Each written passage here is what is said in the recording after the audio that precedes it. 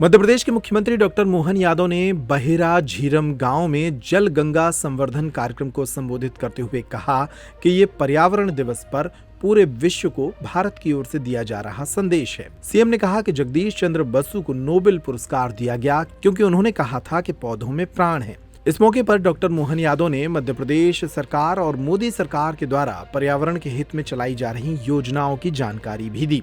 इस दौरान मुख्यमंत्री के साथ मंत्री प्रहलाद पटेल भी यहां मौजूद रहे। प्रहलाद पटेल ने कहा कि 16 जून तक चलने वाले इस अभियान के तहत हर रोज मध्य प्रदेश में पौधे लगाए जाएंगे, उनका संरक्षण किया जाएगा क्योंकि आने वाले 1 साल के बाद इन पौधों को वे वापस देखने जरूर आएंगे। रायसेन जिले में बेतवा नदी के उद्गम स्थल पर आज मध्य प्रदेश सरकार द्वारा जल गंगा संवर्धन अभियान का शुभारंभ का आज कार्यक्रम था। इस अवसर पर हमारे वरिष्ठ नेता माननीय मंत्री श्रीमान प्रहलाद पटेल जी, इस अवसर पर यहाँ के विधायक श्रीमान भूपेंद्र पटवा जी, सुरेंद्र पटवा जी, हमारे अपने एक और विधायक मित्र डॉक्टर प्रभुराम चौधरी जी और जिला पंचायत और सभी पदाधिकारियों के साथ हमने आज बेतवा नदी के पूजन जन्मस्थल का एक तरह से उद्गम स्थल का पूजन करने के बाद इस अभियान का प्रारंभ किया है। और इसके पीछे मूल भाव ये है कि पर्यावरण दिवस से प्रारंभ होकर के गंगा दशहरे तक ये लगातार हमारे जितनी जल रचनाएं, चाहे तालाब हो, कुएं हो, बावड़ी हो, नदी हो, इन सब के ऊपर अलग अलग प्रकार से 15 दिन के कार्यक्रम तय किए हैं। 905 से ज़्यादा अलग अलग कामों को हाथ में लिया है, जिसमें सभी जल स्रोत की स्वच्छता अभियान, अलग अलग प्रकार के आयोजनों की पूरी डिटेल जानकारी आपको हमारे अपने माध्यम से मिलेगी। लेकिन आज मैं इस स्थल पर आकर के मुझे ऐसा लगा कि वाकई ये स्थान बहुत पवित्र है और ये इसकी महत्ता तब और बढ़ जाती जब यशस्वी प्रधानमंत्री ने केन बेतवा नदी जोड़ो अभियान के लिए बेतवा के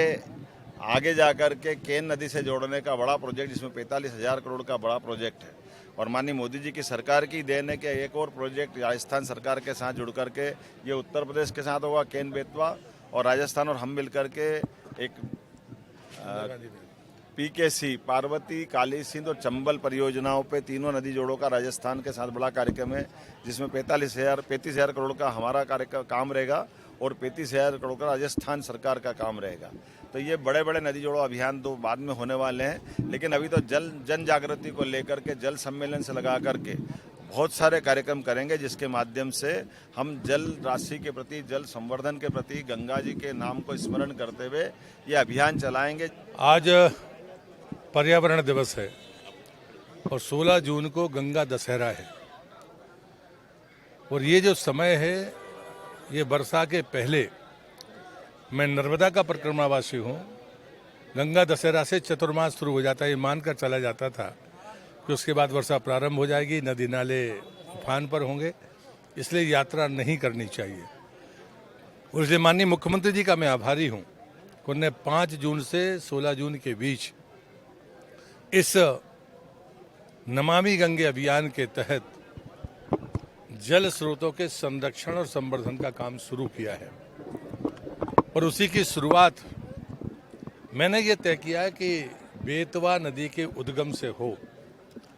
हम नदी से सब कुछ लेते हैं लेकिन उसके उद्गम की तरफ कभी मुड़कर नहीं देखते। वो स्रोत संरक्षित रहें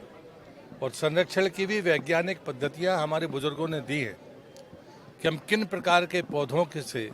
उस जल स्रोत को मजबूत कर सकते हैं। इसलिए मैंने भी ये संकल्प लिया है कि हर दिन मैं मध्य प्रदेश की किसी नदी के उद्गम पर जाऊंगा, वहाँ भी वृक्ष नहीं लग पाएंगे, वर्षा नहीं हुई होगी तो उसके गड्ढे करूंगा, लेकिन वृक्षारोपण करके उस स्रोत को मजबूत करने का काम करेंगे। और जो अभियान के तहत कुएं हों, बावड़ी हों, नदी हों, बड़े तालाब हों, उनको संरक्षित और स्वच्छ बनाने का काम भी इन दिनों में शुरू होगा। वृक्षारोपण का काम अनवरत 4 माह वर्षा काल के दौरान चलेगा। एक बात मैं ज़रूर अकाउंटेबिलिटी के लिए कह रहा हूँ कि हम जो वृक्षारोपण करेंगे 1 साल बाद उसके आकलन के लिए भी आपको बुलाएंगे और आपसे भी प्रार्थना है मीडिया से कि 1 साल का मौका ज़रूर दीजिए और 1 साल के बाद कितने प्रतिशत सफलता मिली है ये आकलन देंगे तो हमारी गुणवत्ता में सुधार होगा।